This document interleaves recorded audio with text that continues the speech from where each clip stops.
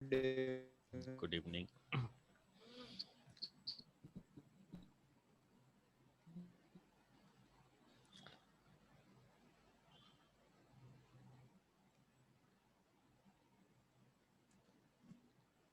आज CT scan को और बेहतर तरीके से बताने का मैं कोशिश करता हूं आप लोगों को। देखिए, सीटी स्कैन में जो इमेज होती है वो 3 डायमेंशनल, 4 डायमेंशनल या 2 डायमेंशनल होती है। ठीक है, तो 2 डायमेंशनल होने के लिए या 3 डायमेंशनल होने के लिए इमेज को होता क्या है एक्चुअली में कि जो 2 मिनट रिफ्रेश, हाँ, जो एक्सरे ट्यूब है वो चारों तरफ रोटेट करती है। एक्सरे ट्यूब चारों तरफ रोटेट करती है।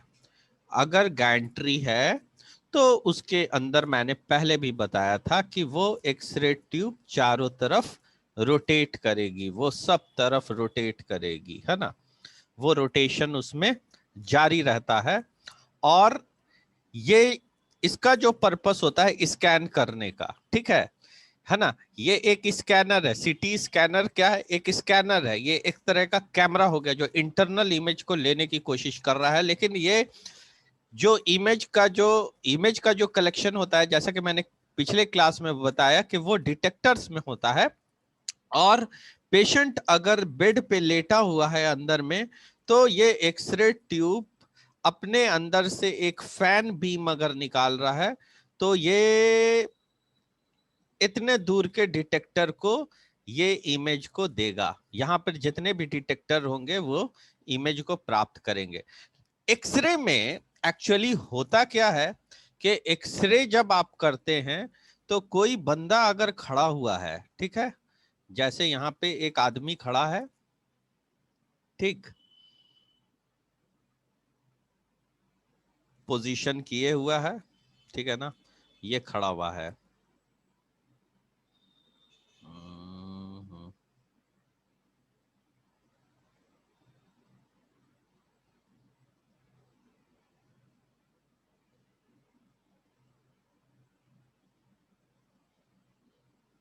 यहाँ पे एक आदमी खड़ा हुआ है, ठीक है।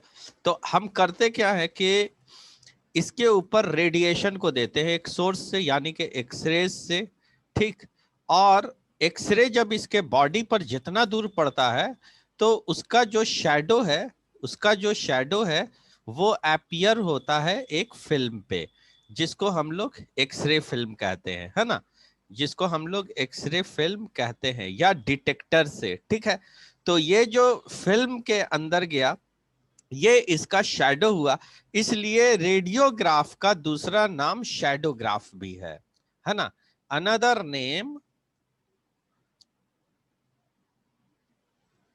Name of X-ray film is radiograph, ठीक है। And one more name, radiograph के अलावा इसको हम लोग कहते हैं शैडोग्राफ, ठीक है। ये एक्सरे से बनने वाली परछाई है। तो इसकी परछाई जो है सिर्फ एक्सरे ट्यूब एक जगह पर है तो एक जगह पे बनेगी।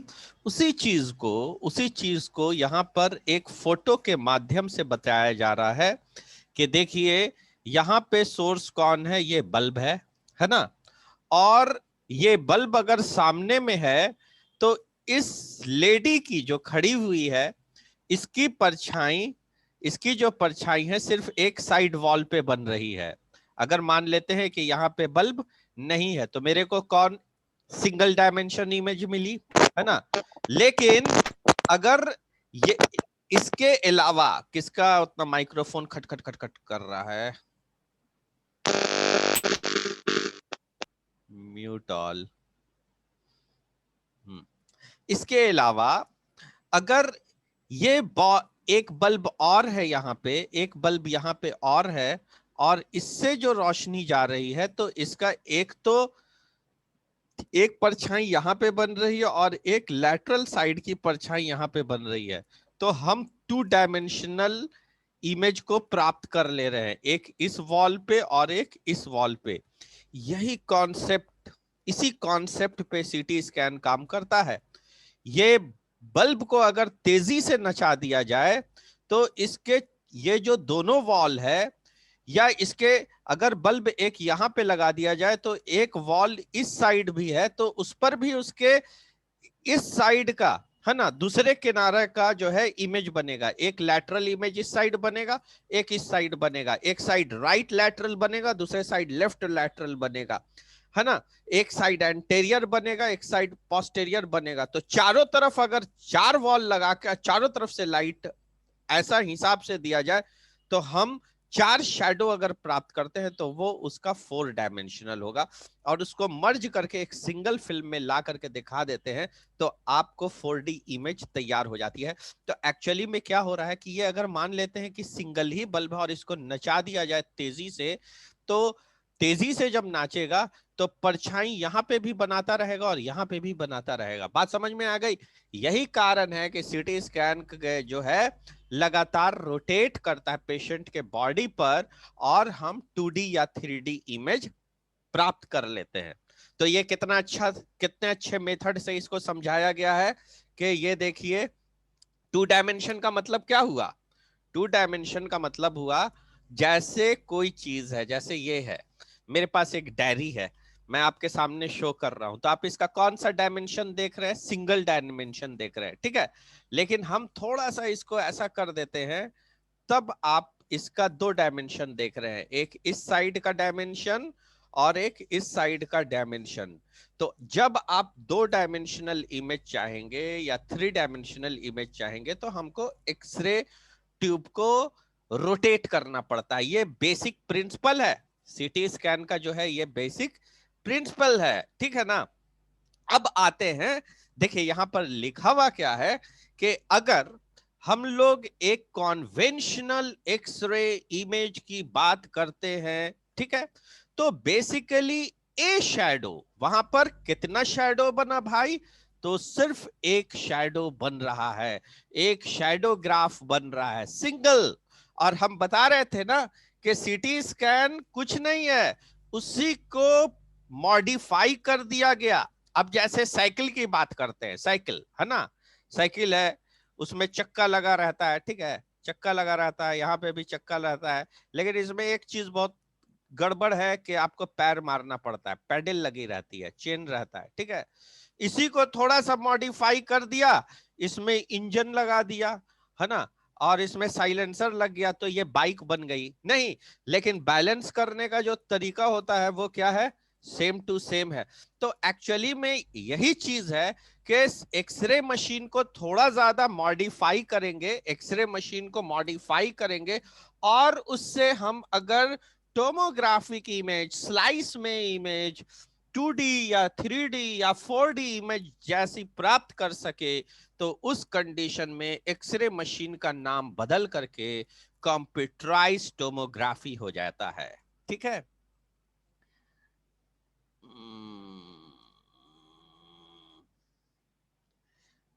देखिए ये एक लड़का जो है ना, ABBY,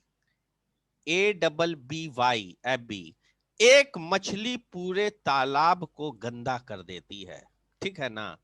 तो इसमें जो है 2-3 मछली ऐसी है लिंगेयाज वाले में कि वो पूरे तालाब को गंदा करने पे तुली हुई है। अब इसमें क्या जरूरत है हेलो दोस्त कैसे हो लिखने के लिए सबको? यहाँ पे क्लास चल रहा है तो उसको आप पढ़िए, आप उसको इंजॉय कीजिए, पढ़ाई को एक विजुअल आप बढ़िया से पढ़ रहे हैं, समझा ना, तो उसको अच्छे से पढ़िए। क्या जरूरत है डिस्टरबेंस करने की? उससे कोई फायदा होने वाला नहीं है, ठीक है ना।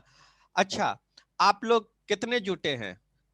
आप लोग सिर्फ 11 हैं। जहां पे 50 लड़का की भीड़ रहती है वहां पर भी कोई लड़का इस तरह से नहीं करता है। तो ये शर्म की बात है, मेरे लिए नहीं आपके लिए, इसलिए कि आप अब स्कूल में नहीं रहे, मैच्योरिटी का लेवल आ गया है। और मैं जो बोल रहा हूं ये वीडियो रिकॉर्ड हो रहा है, ये एबी के लिए जो है शर्म की बात है कि एबी बन गया बेबी, नाम ही ऐसा रखा है कि थोड़ा सा पलट दीजिए तो हो जाएगा बेबी, समझे।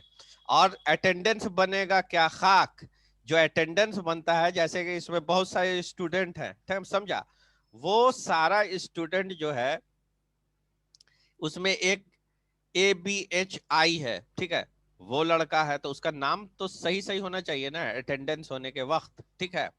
तो वो बड़ा चक्कर की बात है, और हम कुछ बोलते हैं तो लग जाएगा बुरा, तो बुरा लगने की जरूरत नहीं कि मेरा काम है सिर्फ पढ़ाना, और उस दौरान करेगा कोई इंजॉय करने का बहाना, तो उससे अच्छा जाके फिल्म देखिए, चाय पीजिए घर में बैठ करके, क्या कीजिएगा। कन्वेंशनल एक्सरे इमेज में हम लोग जो शैडो को देखते हैं वो इनकम्प्लीट पिक्चर दिखाता है ऑब्जेक्ट के शेप का, है ना। ये बेसिक आइडिया, ये जो बेसिक आइडिया है कंप्यूटर एडेड टोमोग्राफी का। टोमोग्राफी, आप लोग एक चीज जानते हैं कि बगैर कंप्यूटर के हम टोमोग्राफी की इमेज ले सकते हैं क्या एक्सरे से? Is it possible? मैं किसी एक से पूछूंगा, इतने सारे बच्चे हैं, मैं मैं किससे पूछता हूं, मोहम्मद दानिश। मोहम्मद दानिश, क्या ये पॉसिबल है कि टोमोग्राफिक इमेज को लिया जा सके? नहीं सर। नहीं है, ठीक है, माइक्रोफोन बंद कीजिए। देखिए, सबसे पहला जो टोमोग्राफी इमेज लिया गया था ना, वो एक्सरे से लिया गया था, और उसमें कॉन्सेप्ट ये है कि दो चीज मूव होनी चाहिए, ठीक है। मैं उसका नहीं होगा तो नोट्स भी भेज दूंगा और उसका कुछ PDF भेज दूंगा। तो जैसे एक साइड जो है एक्सरे ट्यूब इस तरह मूव कर रही है, और नीचे जो पेशेंट है वो आगे की तरफ मूव कर रहे हैं, तो उससे जो इमेज तैयार हुई थी वो टोमोग्राफी इमेज तैयार होती थी, ठीक है। तो वो एक डेवलपमेंट किया गया था टोमोग्राफिक इमेज को पाने के लिए, ठीक है। लेकिन अब क्या हुआ, ये एडवांस तब हुआ जब कंप्यूटर आया। अगर सपोज दैट रेडियोलॉजी डिपार्टमेंट से हम लोग कंप्यूटर को अगर हटा दें, ये कंप्यूटर अगर ना हो, तो उस कंडीशन में CT स्कैन नहीं रहेगा, उस कंडीशन में MRI नहीं रहेगा, उस कंडीशन में अल्ट्रासाउंड नहीं रहेगा, उस कंडीशन में न्यूक्लियर मेडिसिन भी नहीं रहेगा, फिर पुराना वाला सिर्फ कन्वेंशनल एक्सरे सिस्टम रहेगा। तो ये कंप्यूटर एडेड टोमोग्राफी है। Without computer tomography is possible, वो भी पॉसिबल है, ठीक है, इसलिए ऐसा लिखा है यहां पर। CT स्कैन की जो मशीन है, एक्सरे बीम मूव करता है all around the patient, patient के चारों तरफ वो घूमता है, स्कैनिंग फ्रॉम 100 एंगल्स, वो स्कैनिंग कर रहा है और 100 से वो जो है इमेज को ले रहा है ना।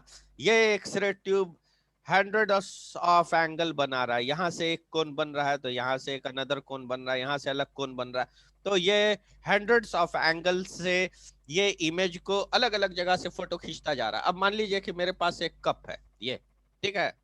अब हम क्या कर रहे हैं कि एक फोटो यहां पर से खींच लेंगे, एक फोटो इधर से खींच लेंगे, तो इस साइड का तो आपको मेरा हाथ भी नहीं दिखाई दे रहा है, नहीं ना दिखाई दे रहा है इधर से हाथ, और मेरा चेहरा भी छुप गया। तो ये कप के पीछे से अगर हम फोटो खींचेंगे तो कप के बैक साइड का पोर्शन दिखाई देगा, छोड़िए उसको हटाइए। ये देखिए, ये खोपड़ी है, ये खोपड़ी का फ्रंट इमेज बैक साइड नहीं ना दिखाई दे रहा है, साइड नहीं ना दिखाई दे रहा है, ये साइड नहीं दिखाई दे रहा है। तो एक बंदा इधर का फोटो खींच लेगा, एक बंदा इधर का फोटो खींच लेगा, एक बंदा इधर, और सारे फोटो को अगर हम देखेंगे तो हमको हर साइड का फोटो आएगा। लेकिन हम एक सिंगल इमेज लेते हैं जिसमें रोटेट कर देते हैं कैमरा को, तो मेरे को फुल व्यू आ जाएगी, ठीक है। तो ये पॉसिबिलिटी CT स्कैन में की गई। CT scan machine, the X-ray beam move all around the patient. Patient के वो चारों तरफ घूमता है, स्कैनिंग करता है 100 एंगल से, ठीक है। अब आइए, अब आगे आते हैं।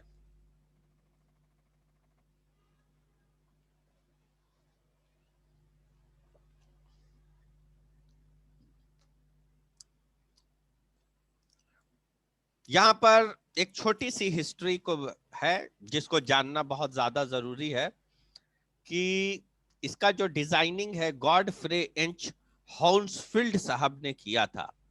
तो पढ़ाई के दौरान हम लोग सिर्फ नाम याद रखते हैं, उसका चेहरा नहीं याद रखते हैं। तो आपके लिए स्पेशल यहाँ पे चेहरा भी है, ठीक है, कि आप नाम से नहीं उनको उनके चेहरे से पहचानिए। ये बहुत नामी हस्ती हैं, इन्होंने सीटी स्कैन लाया, ठीक है, इन्होंने डिजाइन किया, और इनके ऑनर में, इनके सम्मान में एक यूनिट बनाई गई जिसको हाउंसफील्ड यूनिट भी कहते हैं, ठीक है। सीटी स्कैन की एक खास यूनिट होती है जिसको हम लोग हाउंसफील्ड यूनिट कहते हैं, जिसके बारे में भी आप आगे पढ़िएगा। तो इनका डिजाइनिंग किसने किया? गॉडफ्रे एन हाउंसफील्ड साहब ने, ठीक है। To overcome the visualisation representation challenges in radiography, radiography में जो विजुअल रिप्रेजेंटेशन होता है वो बड़ा चैलेंजिंग होता है। ओवरलैप्ड इमेज होती है, एक इमेज के ऊपर दूसरी इमेज, दूसरे के ऊपर तीसरी इमेज। अब जैसे कि मान लीजिए कि एक हाथ है और एक हाथ के पीछे दूसरा हाथ है, और दोनों की अगर इमेज आ रही है तो एक दूसरे पे दोनों चढ़ा हुआ है, तो वो इमेज क्या समझ में आएगी? अच्छे से नहीं समझ में आएगी।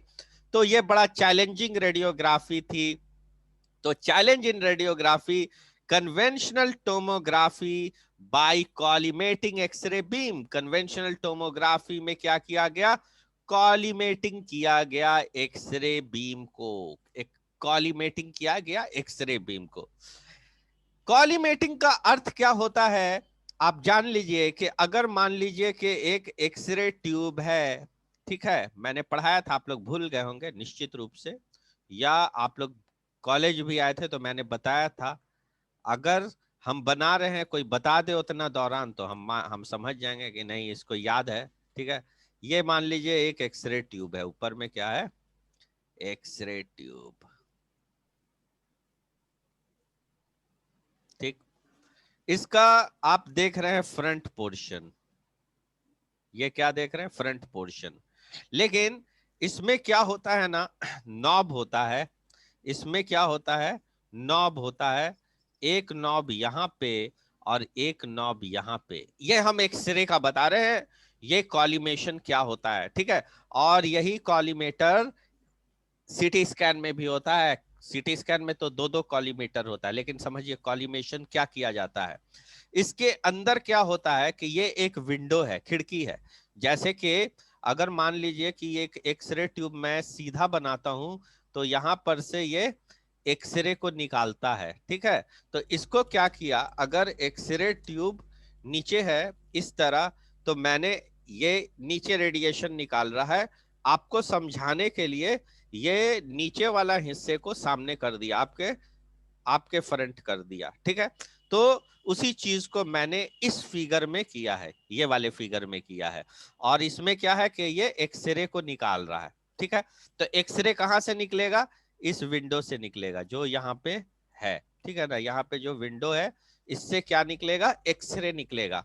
एक्सरे ट्यूब तो नाम है, एक्सरे ट्यूब पाइरेक्स ग्लास की होती है, और इसकी जो हाउसिंग है ये लोहा की होती है, ठीक है।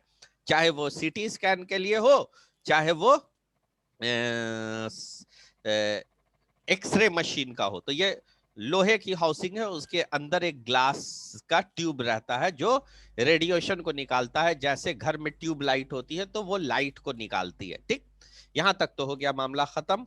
तो अगर ये खिड़की है, अगर एक ट्यूबलाइट है, एक घर के कमरे में जल रही है, जैसे कि मान लीजिए कि ये एक कमरा है घर में, है ना, और अंदर में एक ट्यूबलाइट लगी हुई है, तो ये रूम है, ये रूम मैं बना देता हूं, एक रूम है, ठीक है। और इस रूम में क्या है? ये गेट है, ये क्या है? गेट। और अंदर में रोशनी जल रही है, बल्ब लगा हुआ है या ट्यूबलाइट लगी हुई है, तो इसकी रोशनी बहुत ज्यादा आती है। तो रूम की रोशनी को कम करने के लिए आपके पास अगर स्लाइड वाला गेट है, तो इसको क्या करेंगे? हम आगे बढ़ाएंगे, इसके नॉब को पकड़ के हम इसको आगे खींचते चले जाएंगे। आगे जितना खींचेंगे रोशनी कम होती चली जाएगी, रिस्ट्रिक्टेड होती चली जाएगी, और रास्ता बंद कर देंगे तो रोशनी बहुत कम एरिया से आएगी। यही चीज, इसी चीज को आपके कॉलिमेशन में किया जाता है। ठीक है, कॉलिमेशन में इसी टाइप की चीज को किया जाता है। एक्चुअली में होता क्या है कि यहां पर कॉलीमेटर लगा होता है। कॉलीमेटर क्या होता है? गेट होता है, एक इधर एक इधर। ठीक है, तो और ये जो गेट होता है, इसके अलावा ये वाला दो ठो गेट हो गया, गेट है ना, जिसको कंट्रोल ये वाला नॉब करेगा, नॉब 1। ठीक है, और यहां पर नॉब 2 मान लेते हैं, तो ये नॉब 2 जो है इधर के दो गेट को कंट्रोल करेगा। तो गेट जैसे जैसे बंद होगा, रेडिएशन उतना कम आएगा, रिस्ट्रिक्टेड एरिया में जाएगा। पहले तो क्या हो रहा था कि रेडिएशन कितना देख रहे हैं ना, फैला हुआ है ना। लेकिन हम अगर इसको घटाते हैं कॉलिमेशन को, अगर तो हम क्या करेंगे, कॉलिमेशन को अगर घटाते हैं तो घटाने के साथ क्या होता है कि इससे निकलने वाला जो रेडिएशन होगा वो रिस्ट्रिक्टेड हो जाएगा, वो छोटा कोन बनाएगा, एकदम छोटा। ऐसा क्यों बनाया कि इसको रिस्ट्रिक्ट किया गया, और घटाया जाएगा तो और रिस्ट्रिक्ट होगा दोनों साइड से। दिस इसी को हम लोग कॉलीमेटर के नाम से जानते हैं। और ट्यूब का कॉलीमेशन ऐसे ही होता है कि रेडिएशन अगर वो बहुत सारा निकाल रहा है तो कॉलीमेटर के सहारे से हम रेडिएशन को घटा भी सकते हैं और बढ़ा भी सकते हैं। उसके वो जो निकल रहा है, उसकी जो बीम निकल रही है, उसको कंट्रोल भी कर सकते हैं। अब रही बात कि ये जो कॉलीमेटर का जो गेट होता है, ये स्ट्रिक्टली लेड का ही बना होता है। लेड का क्यों बना रहेगा पता है? लेड का इसलिए बना होता है कि लेड ही एक ऐसा मेटल है जो क्या करता है ना, कि रेडिएशन को एब्जॉर्ब कर लेता है। ठीक है, tomography by collimating the x ray beam. X ray beam को इन्होंने क्या किया, कॉलीमेट किया। कॉलीमेशन तो सोच लीजिए इस तरह, इस हद तक हुआ था कि पेंसिल एक्सरे बीम निकाला गया। पेंसिल कितनी पतली होती है, उसके जैसा एक्सरे बीम, एकदम पतली बीम। और उसके बाद जो चौड़ा होता है ना, जो फैलता है इस तरह कोन की तरह जो निकलता है, तो उसको कहते हैं फैन बीम। फैन बीम, ठीक है ना। तो वो पतली बीम को निकाला गया, तो बीम को क्या किया गया, यहां पर घटाया गया। And transmitting into transmitting it only through small cross section of body, और बॉडी के छोटे से क्रॉस सेक्शन से भेजा गया। ठीक है, और भेजने के बाद उसकी तस्वीर पाने की कोशिश की गई। मैंने बताया था कि जो सबसे पहला इमेज लिया गया था वो हेड का लिया गया था, और पहली जो सीटी स्कैन मशीन बनी थी वो हेड के सीटी स्कैन को करने के लिए बनी थी। ठीक है ना। अब आते हैं आगे, आगे देखिएगा 1979 में जीएन, है ना, गॉड G N Hounsfield shared the Nobel Prize in Physiology and Medicine with Alan Mac Lloyd Cormack।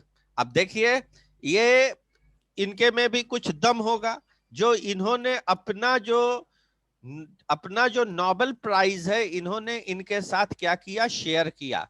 यही लोग वो हस्ती हैं जिनकी वजह से आज आपकी पढ़ाई है, और इन लोगों की वजह से मैं यहाँ पे हूं, आपको पढ़ा रहा हूं। अगर ये लोग ना होते तो हो सकता है मैं अगर अभी पढ़ाता रहता तो शायद कोई और सब्जेक्ट पढ़ाता रहता, नहीं तो या कुछ दूसरा काम करता रहता। लेकिन ये लोग वो हस्ती है जिसकी वजह से आप और हम लोग एक दूसरे को जाना, और हम आपके शिक्षक बने और आप मेरे स्टूडेंट। ठीक, तो tomography by collimating x ray beam and transmitting, ठीक है। यहां पर G N Hounsfield share the Nobel prize in physiology and medicine.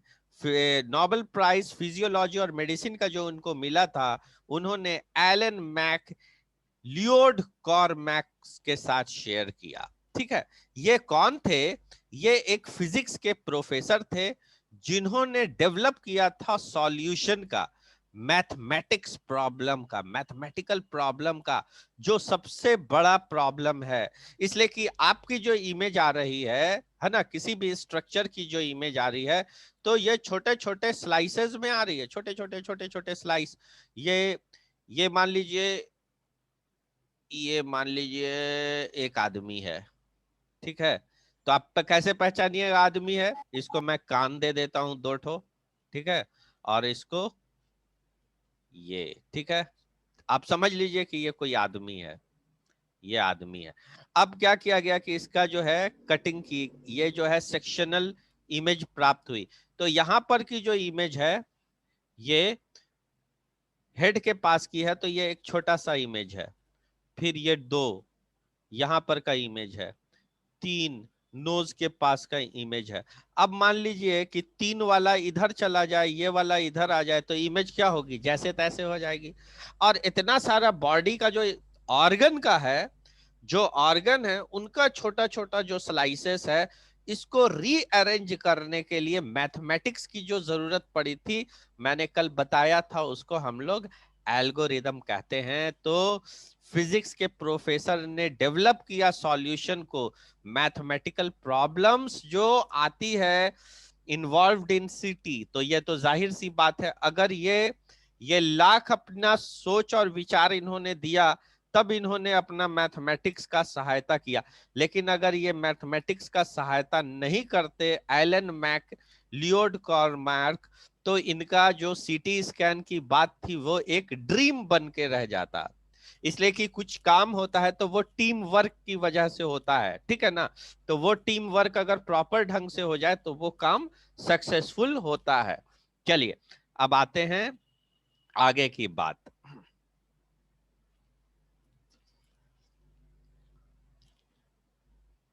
Computer tomography, CT for short, also referred as CAT, है ना। कंप्यूटर टोमोग्राफी जो है क्या है? शॉर्ट है उसका क्या?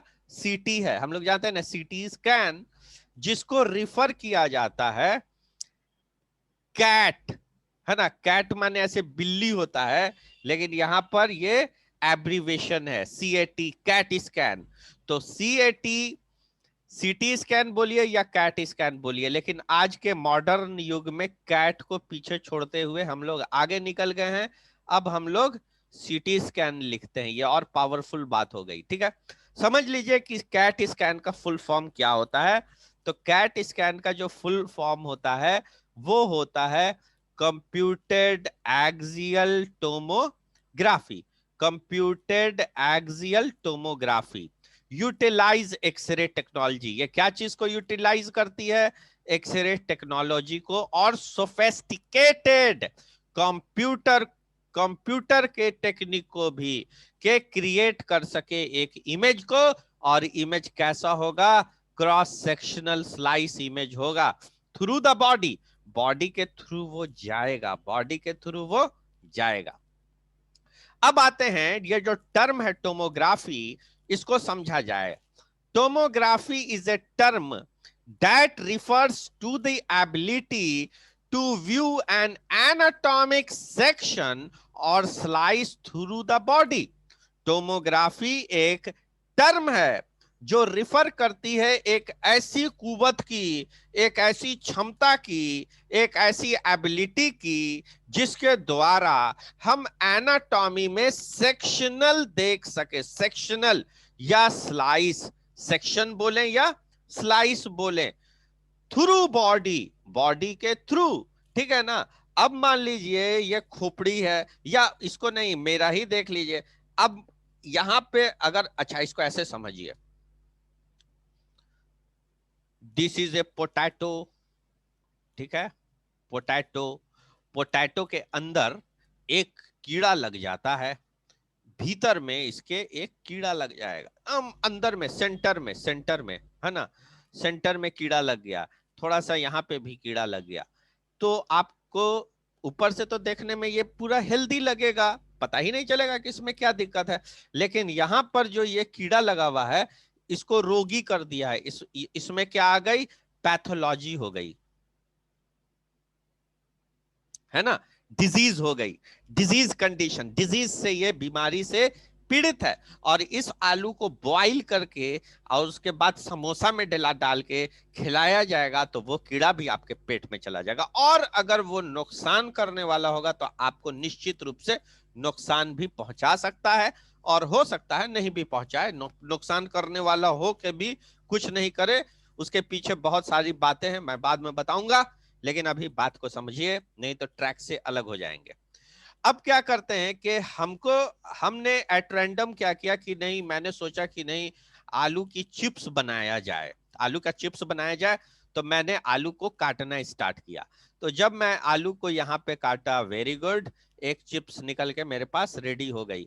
दूसरा काटा, तीसरा काटा, चौथा काटा, काटते काटते जब यहाँ पर आए तो मेरे पास जो चिप्स अब की बार कट के आई है, तो हम क्या देखते हैं कि ये आलू की चिप्स तो है, लेकिन इसमें इस जगह पर एक कीड़ा लगा हुआ है। ठीक है, तो ये क्या हुआ, स्लाइस बाय स्लाइस हुआ, ये हुआ टोमोग्राफी, यही हुआ टोमोग्राफी। अगर किसी के मस्तिष्क में, खोपड़ी में, बीचों बीच ब्रेन में ब्रेन हेमरेज हो जाए तो ऊपर से देख के कैसे पता चलेगा कि ब्रेन हेमरेज सेंटर में है कि साइड में है? नहीं ना पता चलेगा। तो कटिंग होती है, पहले यहां से काट करके देखेगा एक इमेज। अभी हम दिखाते हैं CT scan of the skull, ठीक है, CT scan of the skull अभी मैं दिखाता हूं आप लोग को, तो आपके लिए और कंसेप्ट क्लियर हो जाएगा। लेकिन इससे नहीं दिखाएंगे, ये वाला तो बेकार है, एज से दिखाते हैं, ई डी, हाँ इससे दिखाते हैं, इसमें बड़ी इमेज आएगी।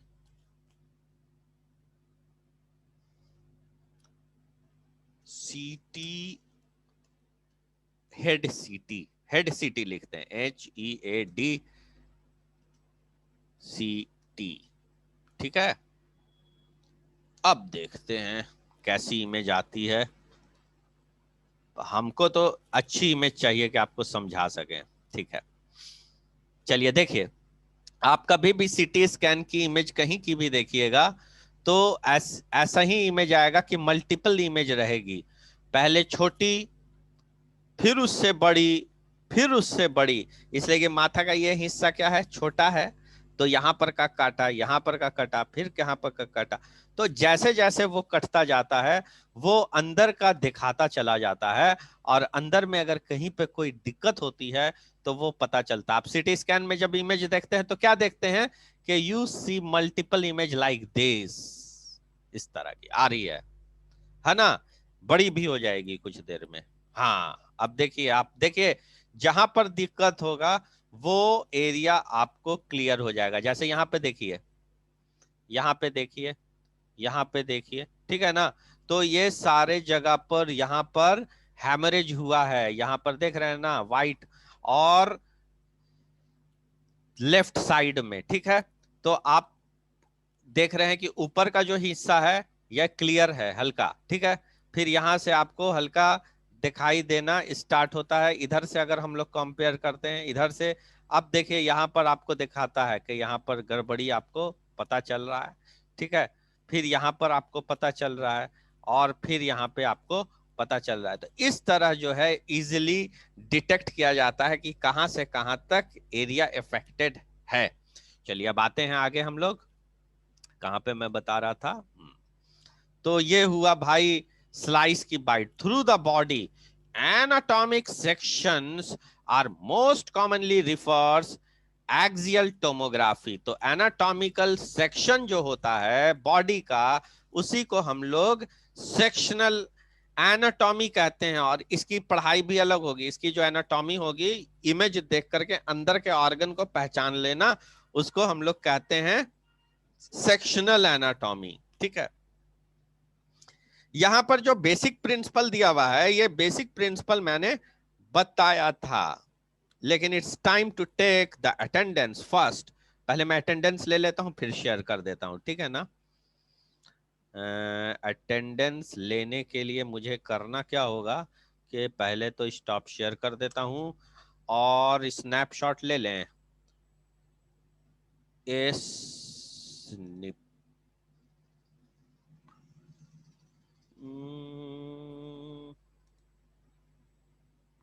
Full screen. देखिए आ गया, पूरा अटेंडेंस आ गया एक बार में। ठीक है,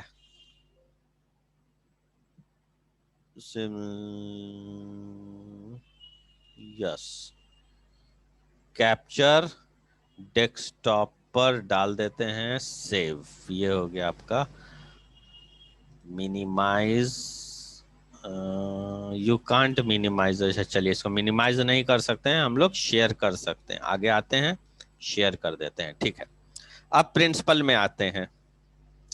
प्रिंसिपल्स में जब हम लोग आते हैं तो प्रिंसिपल्स में क्या है कि basic principle behind CT is the internal structure of object can be reconstructed from multiple projection से इसको reconstruct किया जाता है।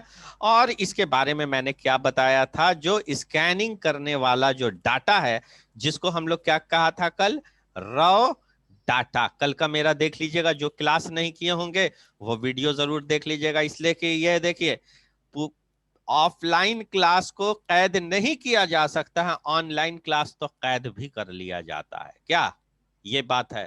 तो आप उसको देख सकते हैं, लेकिन वो बासी हो जाता है, उसको देखने में मजा नहीं आता। अभी जो पढ़ाई हो रही है ये हो रही है ताजा, तो इसमें जो है मेन होता है, जो छूट जाता है वो छूट ही जाता है। प्री प्रोसेसिंग, स्कैन डाटा का क्या होता है? Pre processing. अच्छा, स्कैन डाटा होता है, उसकी प्री प्रोसेसिंग होती है, उसके बाद जो है रॉ डाटा होता है, रॉ डाटा। ठीक है, तो रॉ डाटा में हमने क्या बताया था कि पहले जो सिग्नल आता है वो किस तरह का सिग्नल आता है, तो वो एनालॉग सिग्नल आता है, और एनालॉग से वो क्या चीज में कन्वर्ट करता है? डिजिटल सिग्नल में। ठीक है, तो डिजिटल सिग्नल में तो एनालॉग टू डिजिटल कन्वर्टर लगा रहता है, तो यहां पर कुछ प्रोसेसिंग होती है, रॉ डाटा, फिर इसकी कॉन्वेंशनल फिल्टरिंग होती है। रॉ डाटा जो प्रोसेसिंग होने के बाद आपके इसमें आता है, सिस्टम में आता है, तो उसका फिर कॉन्व्यूलेशन या फिल्ट्रेशन होता है, और ये filtered raw data back projection होती है वो एक इमेज में, और एक इमेज आपको कंप्लीटली प्राप्त हो जाती है। आइए, जब हम लोग कितना सुंदर देखा था, जब मेरे ऊपर से स्किन हटा दीजिएगा तो अंदर से क्या दिखाई देगा? मांसपेशी। उसके अंदर भी हटा दीजिएगा, क्या दिखाई देगा? हड्डी। तो इसी तरह सीटी स्कैन देखने में कितनी सुंदर लगती है, लेकिन अंदर का ये देख लीजिए, स्नैपशॉट ले लीजिए आप लोग भी स्नैपशॉट ले लीजिए। इसमें जो टी दिखा रहा है वो क्या है?